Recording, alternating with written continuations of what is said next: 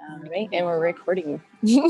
All right, I am so honored, so excited to have my former high school English teacher, we called it language arts back in the day, Kelly Wheeler. Thank you so much for taking time today.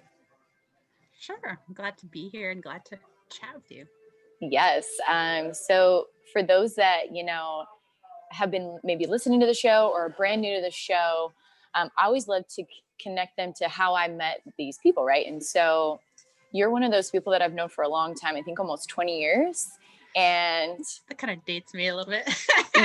It dates us both, really. But the phenomenal thing is that, and I think you would agree with this, is we are heavily shaped by those who we surround ourselves with. And I've been blessed to be able to stay connected with you through the years and to continue to learn from you and grow from you. And I want people that listen to the show and that are, fans of my content and whatnot, to be able to understand a little bit, just a little piece of who's shaped me to be who I am. And that's you. So for those that don't know you, why don't you talk a little bit about your origin story? Like, you were a teacher, now you're in school, you're about to get your PhD, like, you're a freaking phenomenal woman. So where did it all start? Well, I appreciate that. Absolutely. Well, I taught, if we go way back, when I was in college, I decided I went from being a biology major to being an English major, and discovered that that teaching was my calling, I guess we would say. When I went back to my high school reunion, they were like, of course it makes sense that you're a teacher. And I'm like, you could have saved me chemistry. I would have had to take chemistry. So when I looked back on it, I was always the person that individuals went to when they needed help. I was always re-explaining things to them that the teacher had explained. And so I guess I just didn't think about the fact that I was already kind of teaching before I was even teaching.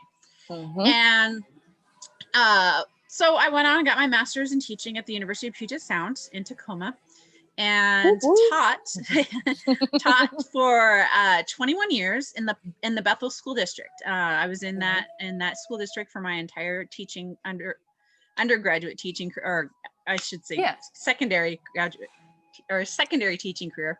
I started off in 7th grade, taught 7th grade, and then some 8th grade, and then 9th grade at Frontier Junior High.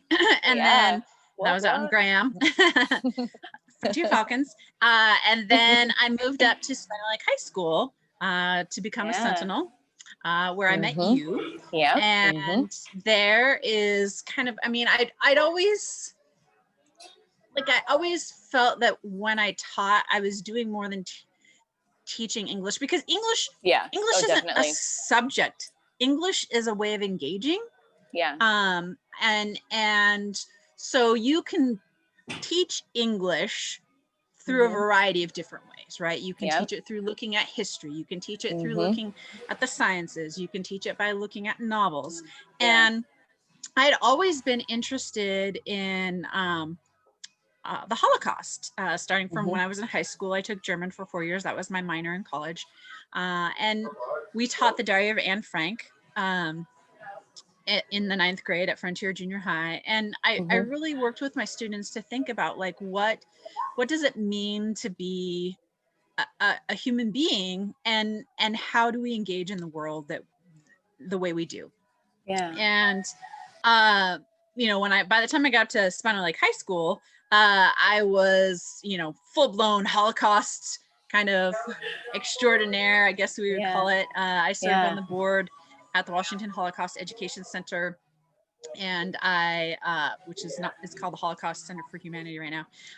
And they gave me some resources, and that's where I started really looking at the book that we taught, Night, and having students think about what it means to be a victim, a perpetrator, a bystander, and a resistor, and how those roles aren't always, they aren't cut and dry always. Like, a victim sometimes can be a perpetrator, and perpetrator can sometimes be a victim. Like, just because someone, and as I'm looking at cities now, and my interest in anti-racist pedagogy and anti-racist scholarship, Mm-hmm. you know, though being a racist is a very fluid definition. Mm. And you are racist in some situations, and you might be Yep. anti-racist in other situations. And so Yeah. the same could be said for, you know, how we always want to kind of pigeonhole, make things cut and dry. Yes. And I wanted my students to look at how things were complex and how humans are complex, and Mm-hmm. pigeonholing, like, it's good for figuring out how the world works a little bit, but we Yes. can't always rely on those pigeonholes and place those individuals and keep them stuck in that hole. Like, people are allowed to grow, people are allowed to Yes. become more enlightened individuals as information is presented to them. Mm-hmm. They don't have to remain, you know, stuck in that spot that they once were. It's called goodness. learning, it's called growth, right? We're allowed to grow as human beings, and one would hope that we're continuing to grow until we, you know, die. And Yep. so, Mm-hmm. you know, I enjoyed teaching at the high school level, and then eventually I kind of like felt like I needed to move up. And in order to teach higher level, you have to have a master's in English, and I only had a master's in teaching. So I had to get a master's in English somewhere, and I went to the University of South Carolina, got my master's in composition and rhetoric. Right. And then I am currently up here at the University of Michigan. Yeah, go blue. And I am a fourth year candidate in the joint program English and Education. So my pedigree is actually kind of good in the sense that I had a master's in English, and I had a master's in teaching. And this is a program that's a joint program, English and Education. So my pedigree set me up for being in this program quite nicely. And so that's why I'm where I'm at. Yeah. And, you know, my current research has me looking at how swastikas are functioning in communities and how individuals respond to swastikas. I'm part of a project called the Swastika Monitor. It was begun by Lori Grease. She's out of the University of Colorado Boulder. And I can send you that link to her preliminary delve into that. I've come on board, and since then we've done a lot more research, and we've added a lot more information to that we're eventually going to flesh out and create a digital interactive platform for that information. And I'm using some of that information to complete my dissertation that I'm working on. That is so fascinating. And for those that, you know, are really passionate about that field, will they have access to it, or do you have to be a part of a university to read that? Well, see, so this is where I'm writing, where my dissertation introduction that I've been working on recently fits in. Jackie Rhodes, who she was also a part of, so the Swastika Monitor, the link that I'll give to you, was part of a presentation given at this Watson conference that you actually came and saw me present at. Yes, I did. So cool. In Louisville, Louisville, however we say that, I don't say it correctly. Louisville. Louisville. And that was the Making Future Matters conference. And Jackie Rhodes, talked about how oftentimes, you know, theory and practice get separated.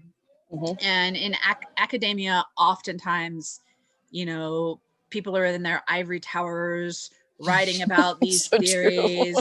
And, you know, you have these paywalls that prevent people from getting access to information. Like, I'm fortunate because I belong to the university. I have access to libraries and books galore, but the common citizen who also pays taxes to some of these public institutions does not have access to that. And that's an equity and an accessibility issue.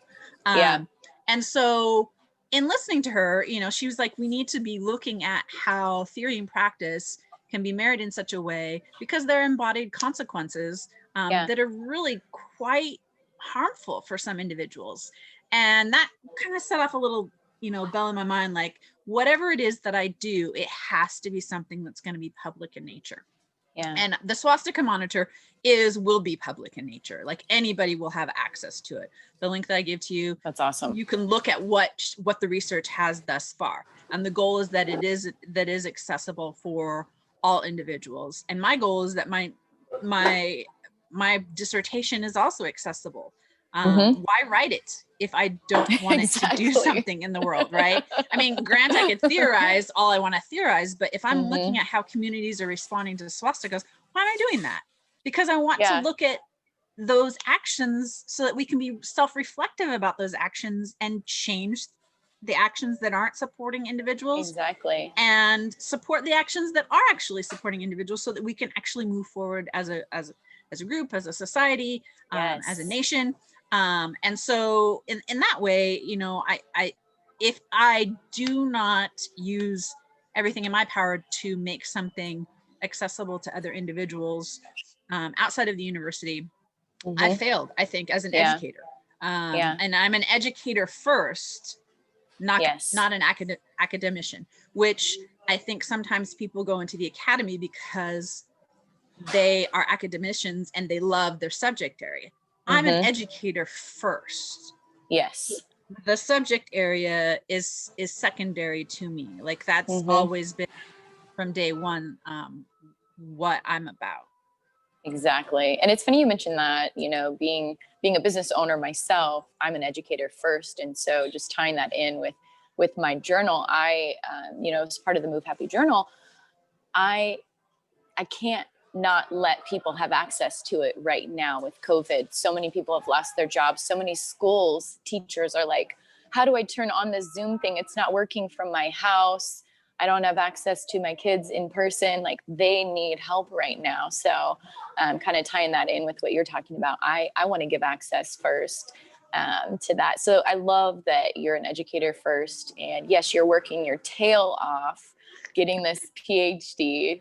Will you be graduating this year or next year? I'll be graduating August of 2020 or 2022. Sorry, 2022. Next August. Okay. Next August. So exciting. I will have, like, the goal is that I'm pretty much done. Like I'll have a full draft of my dissertation done by September of this coming September. Awesome. And then I will revise, because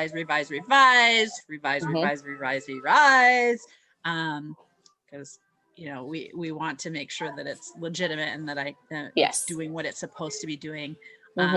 So then I will defend in the spring summer, which will give me funding through August. That is freaking awesome. So exciting. I had a question. I know. You might talk about it in your dissertation, maybe yes, maybe no, but I'm curious, is there an association with socioeconomic status and I would say like on the spectrum of racism, closer to the racist side? Is there a connection there with income brackets or? I mean, there's research definitely that has kind of correlated some of the things that you're thinking about there.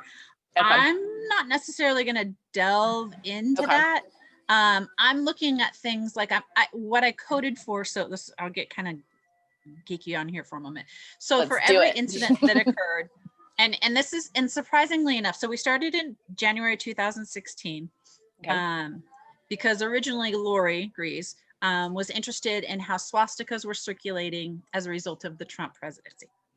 And I know that's a controversial topic.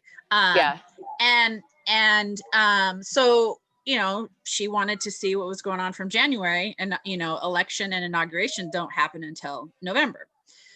So she started, you know, gathering.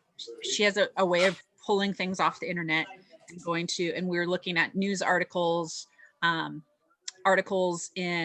are online that appear maybe in school journals, you know, like you know, the paper at the University of Washington, or here we have the Michigan Daily, which is our school newspaper. And so she pulled off those things, and I've gone through and I've coded behind her, verifying and vetting that the information is correct. And we've got, you know, the date, the location, words that are associated with the swastikas when the swastikas appear, where the swastikas occurred, like are they on a building, are they on a car, the materiality of the swastika, what's it made out of, They've been made out of everything from pine cones to urine to spray paint, you name it. There's a variety of ways that people have put swastikas on things.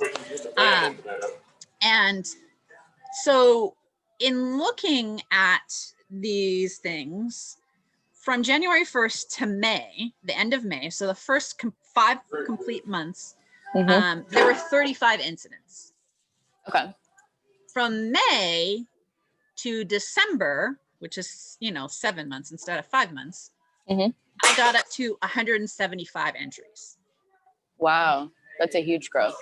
That is a huge growth. Now, whether it became newsworthy to report about these things, I wouldn't say that, I would say there's a correlation. I wouldn't say there's a causation, because we could say chicken and egg, like what kind of behaviors would bring about the Trump presidency, and is he an example of, is he a symptom, or is he the issue itself, right? We could debate that, but there is a correlation between the two. And we are at we're not finished yet, because we have to finish off the end of 2020. We left off in November, and we are at around almost 1,200 entries. In 4 years. 1,200 specific incidents. There are no replications. That was part of my job, is to go through and clean those up. So these are not like one incident's reported by 3 different newspapers. These are specific incidents that are separate from one another. And some of the, and this is and these are all incidents that are actually underreported.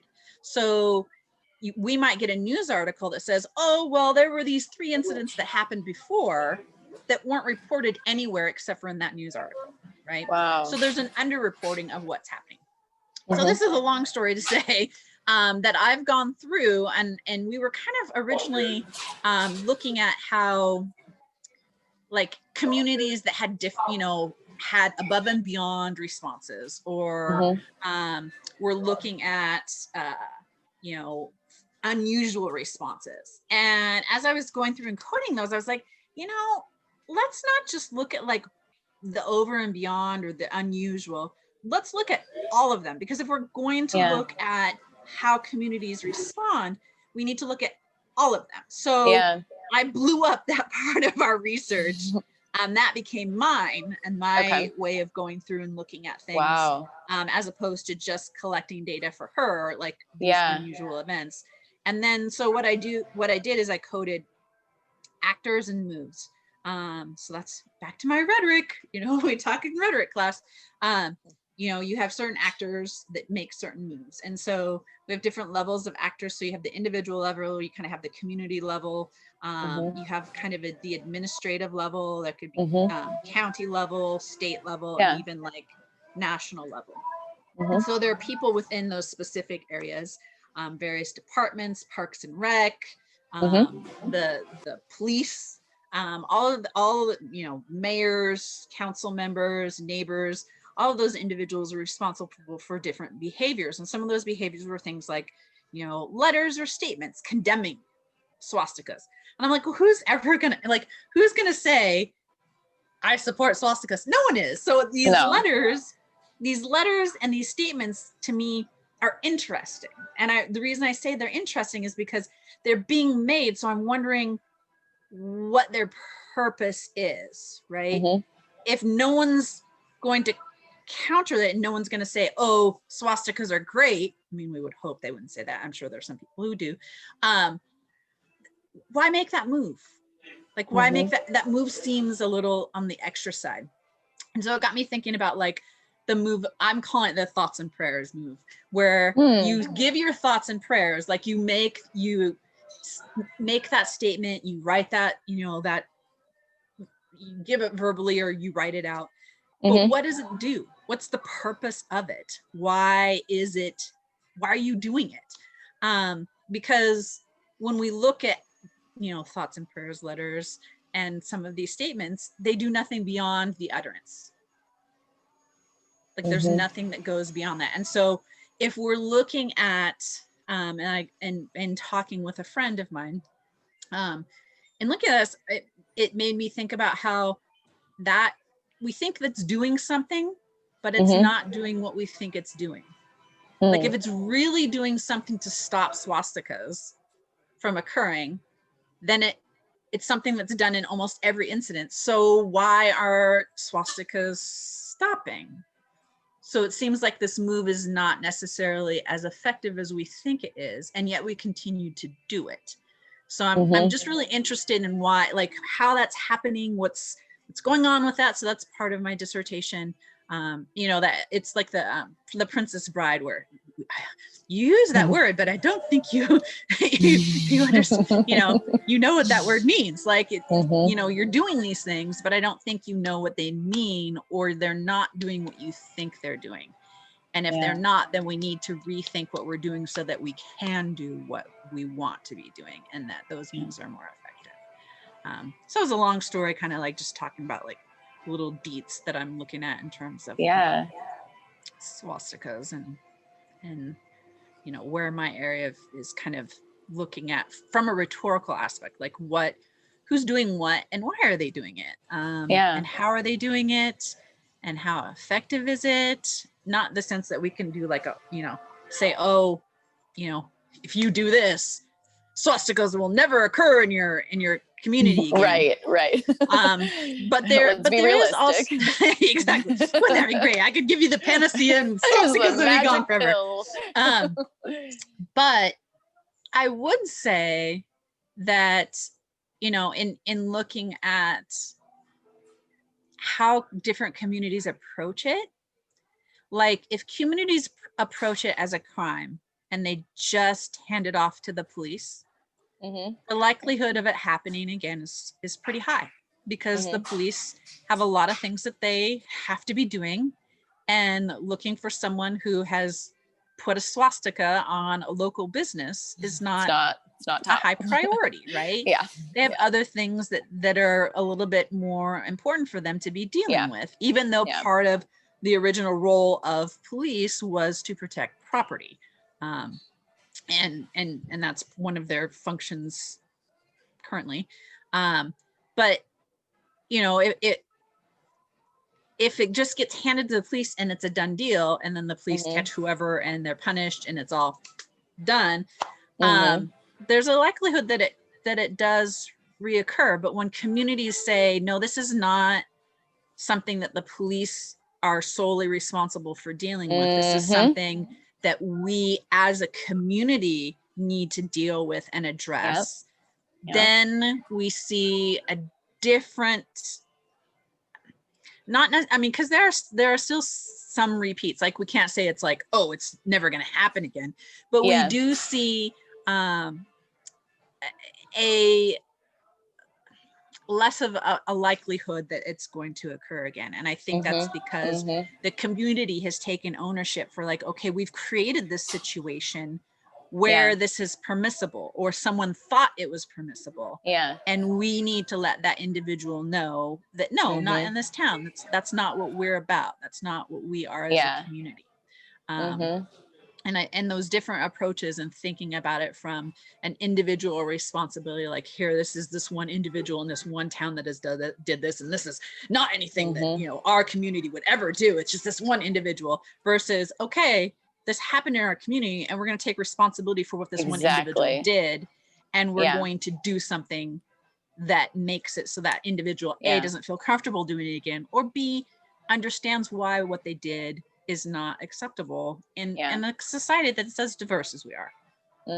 It's funny you mentioned that, just, you know, sharing that. It kind of brings to mind when I was a kid, we had, there was a really bad meth problem in the neighborhood in Spanaway, and a bunch of the community members, of course I'm a child, but I'm remembering, you know, all the adults that stepped up and started. I mean, it wasn't just meth, it was gang activity, there was violence, there was all kinds of bad things. It was not the greatest place to grow up, but I'm so glad that I grew up there, because I can talk from an authentic place.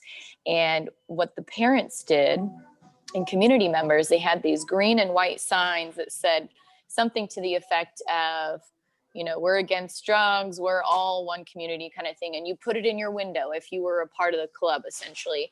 And if it was like for graffiti, for example, and there was like, you know, the F-bomb, or sometimes there was swastikas, there was mostly I would say like curse words that I remember seeing on spray Mhm. paint on people's fences walking to school or whatnot. Yeah. The faster response in getting it painted as a community, the less likely someone was going to paint in that same spot again. And some places did get painted over a Right. couple of times. But That fence across from the grocery store on the corner there. oh my gosh, yes. But that fence is like 10 feet tall. I was like, what on earth? Yeah. I mean, you know, but like you mentioned about community taking responsibility and not just putting the responsibility or in charge of the first responders. Like, why should it only be them? Like, we should look at their paycheck because they don't get paid that much and they have higher crimes like dealing with murder, domestic violence, all kinds of things that are, I would say, more important in a time of need if you're going to compare apples to apples compared to something that's, you know, designed, peed on, made out of pine cones, Right. et cetera, et cetera. Right. We do have to build community, and it takes a lot of effort if a community is separate. And especially right now with the pandemic and everything going on, you know, most people are isolating for personal safety reasons and all kinds of things. And there's a lot of obstacles we have to overcome to really reconnect and build communities. And that's one of the pillars of Move Happy. So I'm curious, you know, with your research and whatnot, you know, being in academia, I can imagine it's challenging too, just in itself. You know, that tunnel vision you get of focusing so hard on working and teaching the classes you teach, and you know the schedule that you have to keep. What are some strategies for others that are maybe professors or aspiring to become professors, that you've learned how to build community within the academia life? What are some tips you'd like to share? I don't know. I don't know about tips. I know that we have within so part of my program is we have what's called Chalk and Cheese. And Chalk and Cheese is put on by the third years every year. They are the hosts of that. And their job is we get together every week. When there wasn't pandemic, we got in together in this room and we would have lunch. It was provided for us by our department.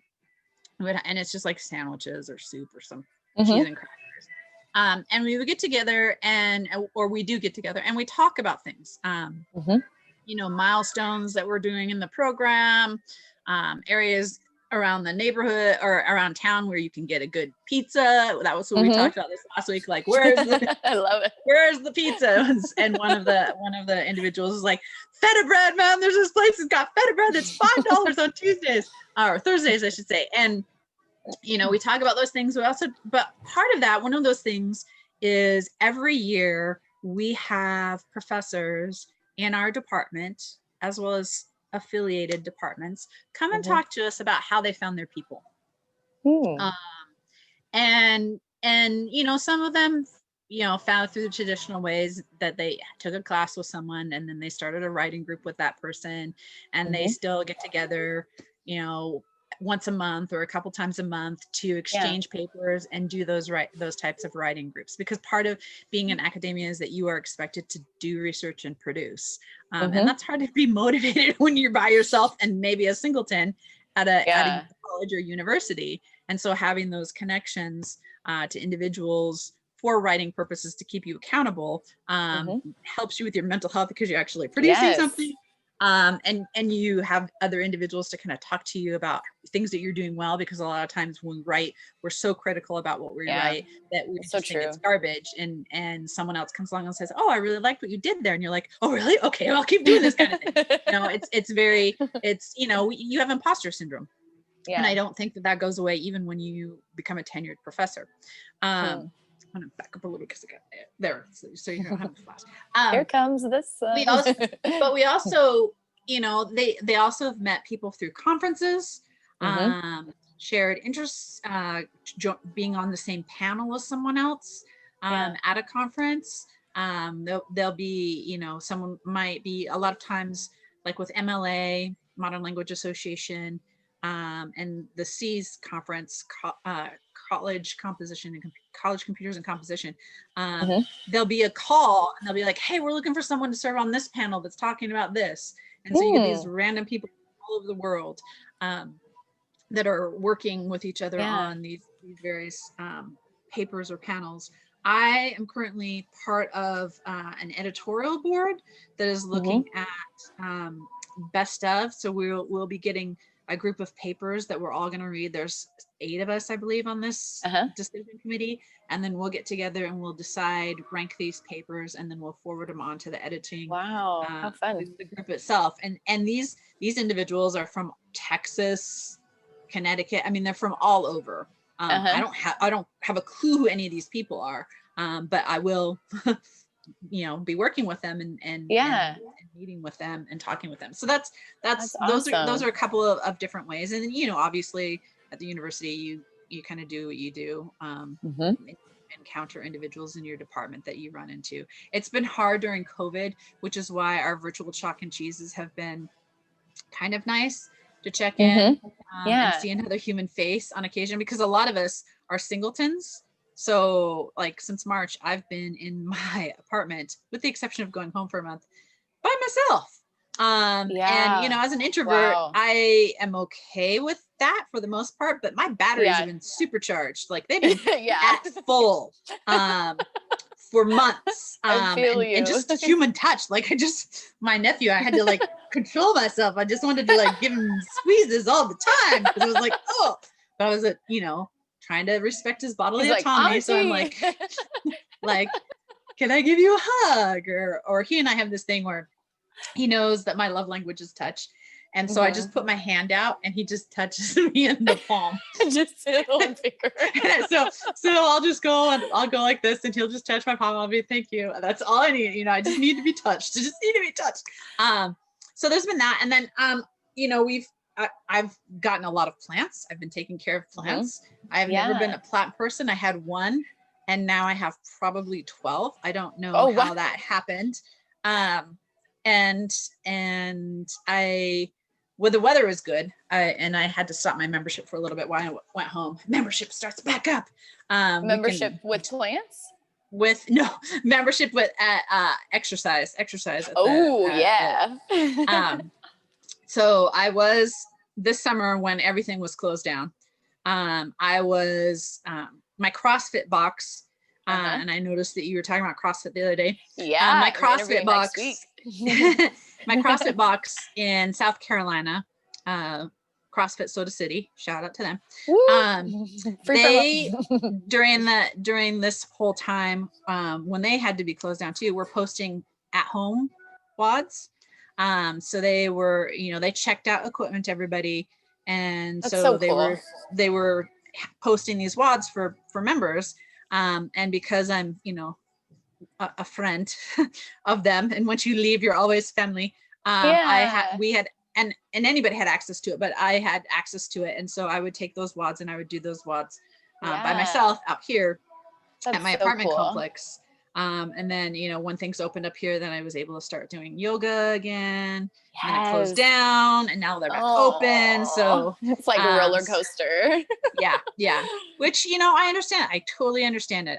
there are a lot of people who are, vulnerable. And if we're going to do our part as citizens in the United States, we gotta mask up and we gotta do what's required of us. Absolutely. Absolutely. And, if that means I can't go to the gym, then I'll just walk around the apartment complex, or I'll do whatever I need to do, a workout in my living room, or, you just gotta, I sleep better. Get creative. I feel better when I work out.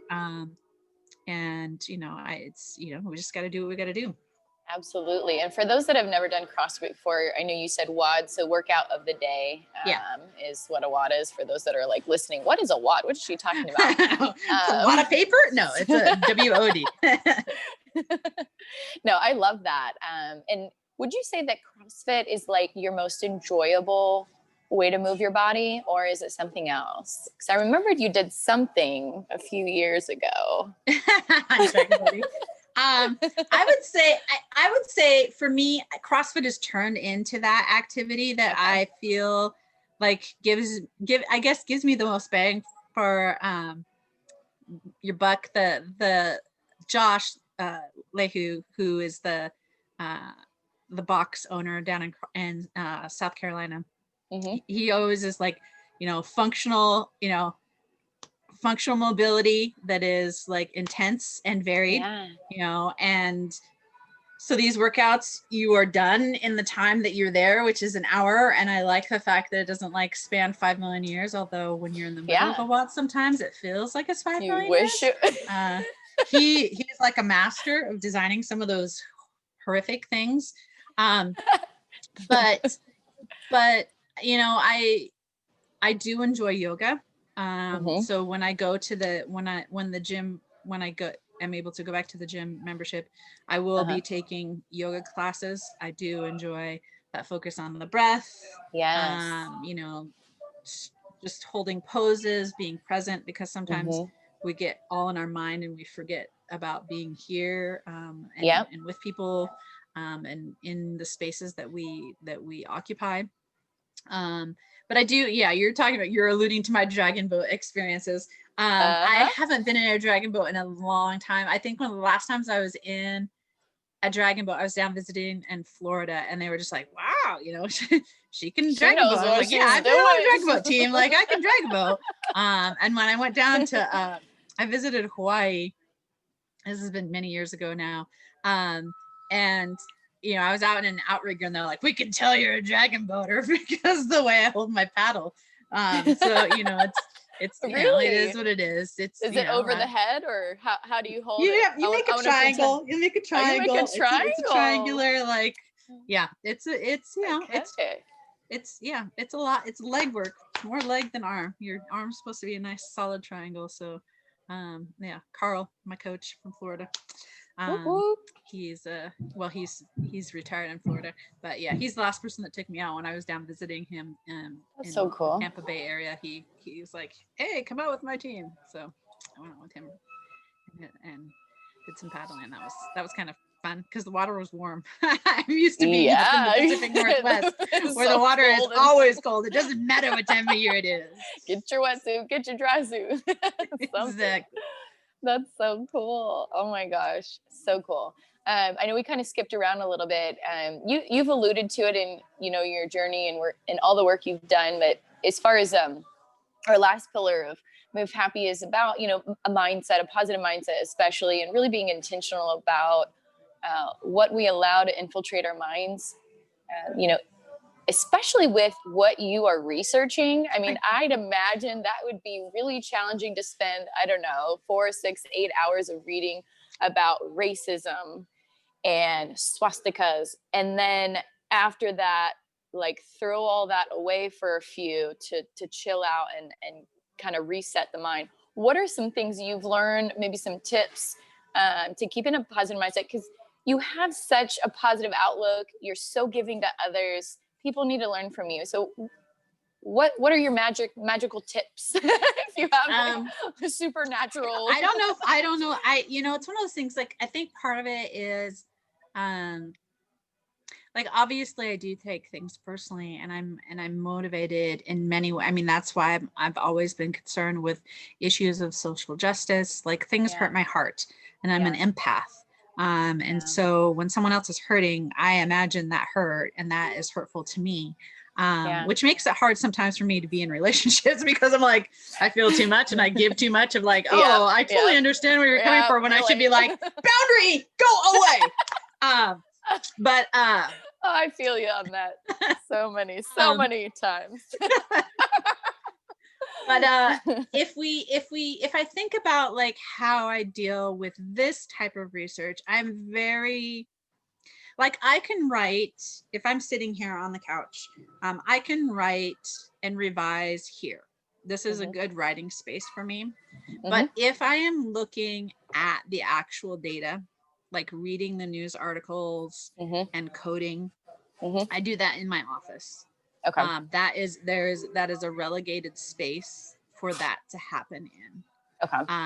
And that's because, not that my office is a bad place to be. I go in there for other things. But I don't let that data come into my living room. And I think with COVID, we have a real blurring of spaces. Yes. I've talked about this with So true. with my students as well. Some of them who are in a 1-bedroom studio, and or they are at home and they do school from their bedroom.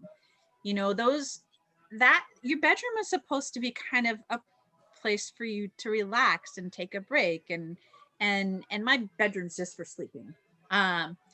But that's how I look at my living room space. My living room space is my space to kind of enjoy, soak in the rays from my south Yes. facing window, for me to relax. Not that I can't deal with tough issues. Obviously, I write my papers in this space.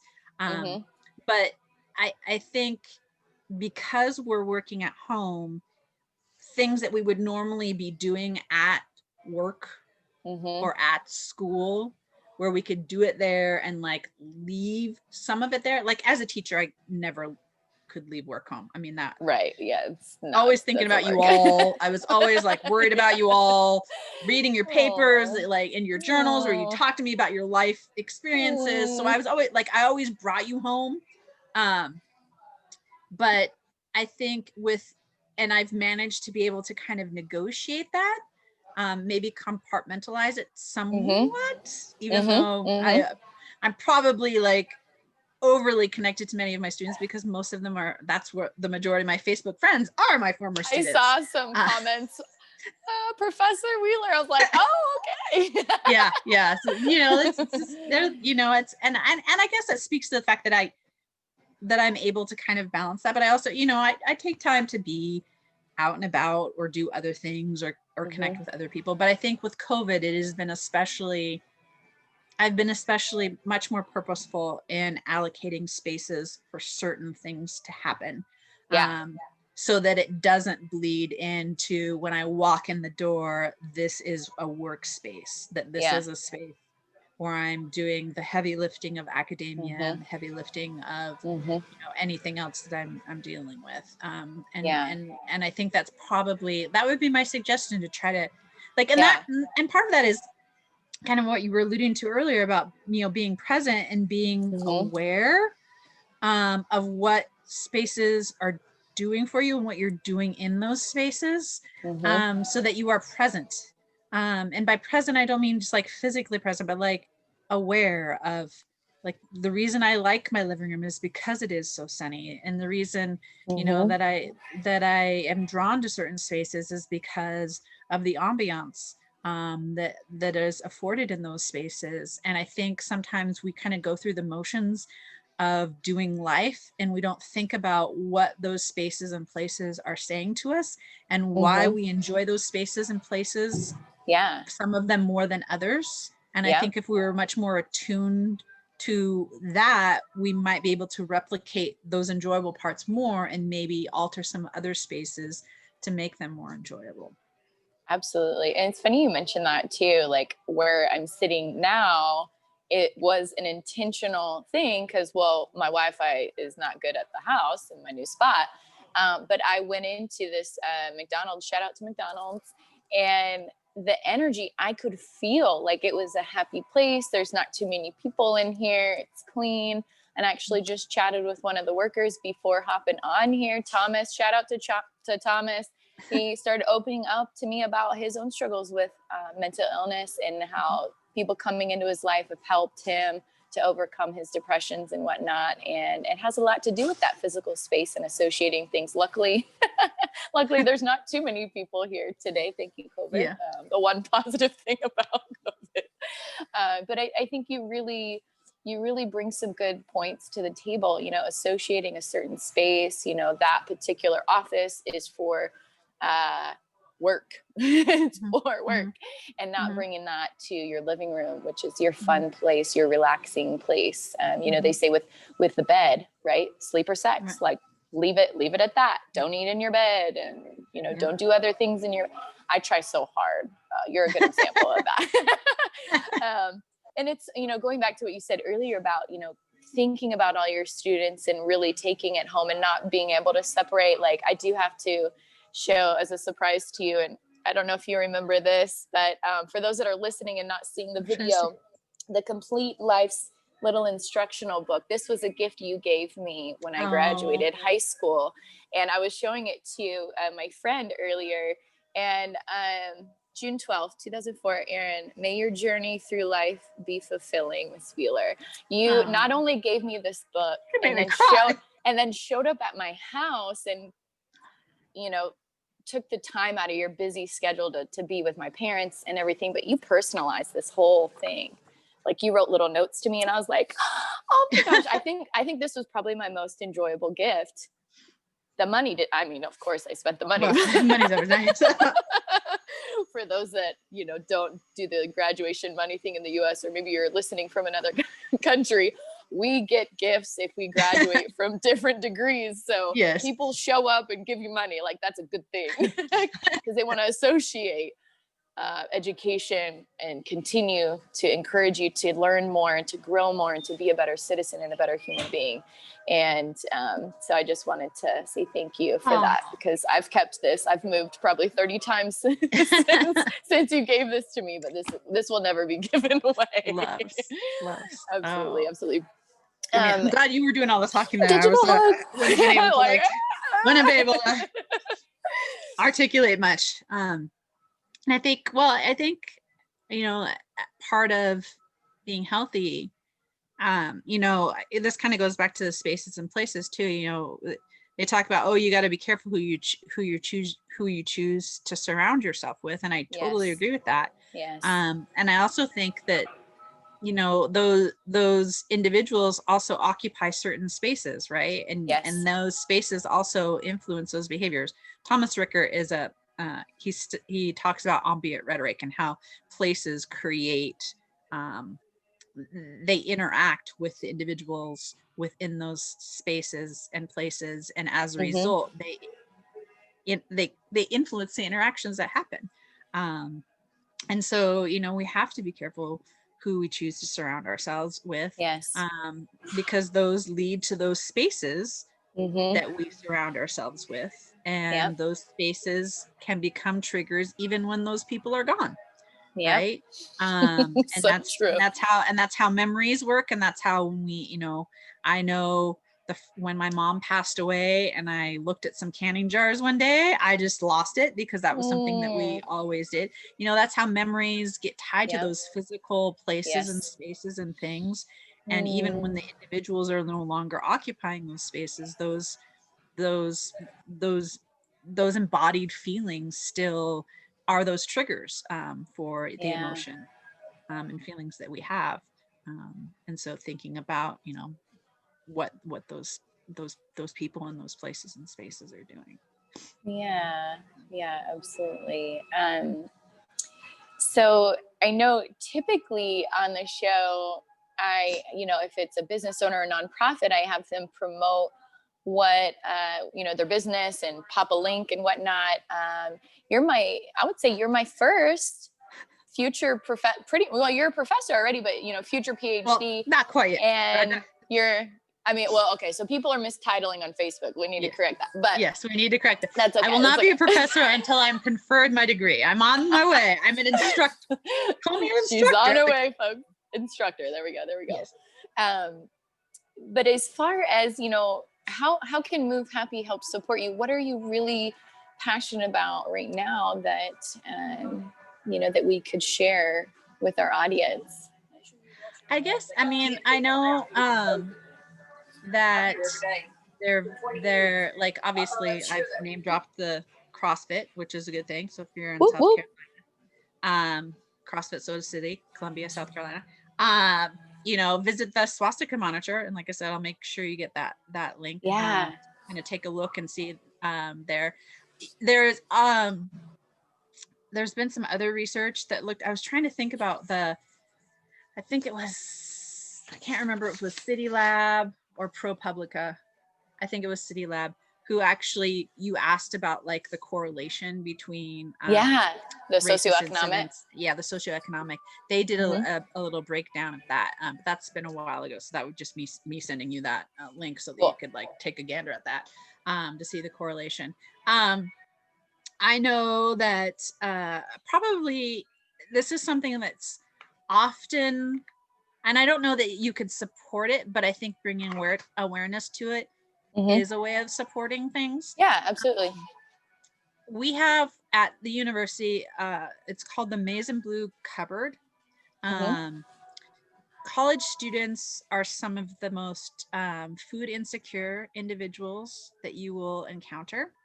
They are often, we hear the jokes about top ramen and stuff, and yeah, but nutritional value, that's really like, that's not great, right? And so the Maize and Blue Cupboard is something that's on campus, that allows any student, they just go in with their ID and they can take whatever they want out of there. There's a section of cool. You can't take 5 things of deodorant or 5 things of toilet paper, like limit one, so they limit to one of this section. As I went in there, I was curious, and they have meat and fruit and canned goods and other items that are donated, and there's no question. You just show them your ID card. You can choose to register so that the federal government knows that the cupboard's being used as a way to get some of their food items, because some of their food items look like they are food items that would be given out through other social services, state and federal social services in that way. But so I think thinking about, and there are a lot of students who are still on campus across the nation. Some schools are remote, and we're remote, technically remote, but we still have students that are on campus because they have nowhere else to go, right? And they still need to eat. And I know that we often think about families, which is very important to think about in this day and age, especially when students are home and eating all of their meals at home. A lot of students, elementary and high school students, some of their only meals come from the school system, and the school systems around this area have been really good about having pickup lunches and pickup breakfasts, and kind of trying to facilitate students being able to get food. But I think sometimes we forget about the college students and assume that they're kind of okay and all right. And I kind of worry about them, unless they filed taxes. There's no stimulus money coming their way at all, not even to their parents. Right? Didn't think about that. Yeah, absolutely. So they're the 18 to 24-year-olds, and they're still they're nothing. There's this void area, that unless they file taxes on their own, they're out of luck, Chuck. So that I think just maybe bringing awareness to your local colleges and universities and seeing what you can do to help maybe donate to their goods. Pantries. Donate to their pantries, because I'm sure every major university should have a food bank for students on campus. If not, that might be something to look into doing, to start one. Same for the community colleges. That would be a great opportunity to provide resources to individuals in the community that do need it, because we do know one of the reasons that people take so long to get through college is because financially it's really tough. And food shouldn't be part of that should not be an issue. Absolutely. Not in the country that we live in, that is so wealthy in so many ways. We should be able to help one another in that way. Absolutely. That's 100%. I'm in total agreement with you on that. And definitely, if wherever you're listening, wherever you're tuning into the show, check your local area to make sure that there is a program at the universities. And if not, be the one to step up, take action, and start it in your community. Lastly, I'd love to always close out the show with a random impromptu question. And because we have, a personal relationship, we've known each other for a long time, I thought I would just ask something about what is a memory that is really enjoyable about the two of us that maybe people don't know about that you'd like to share? Well, I mean, the one that was the most was the most thoughtful memory that I have of the two of us was when you came and watched me present in Louisville. That like touched me in many ways. Aside from that, you know, I'm thinking about like just you know, I don't know that Erin has got pictures of her when she was in a music company and those dresses that they had to wear. The sparkly sequins. The sparkly sequined white dresses. $600. That like when you spun, I am so glad you guys had your little spankies or whatever underneath there because your world was shown. Yes, it was. So I mean, part of my memories of you are just enjoying watching you perform and shine in an area outside of class, because it's not often as a teacher that I have the time to be able to go and do events outside of class unless students ask me to, and I go when they ask me to, and so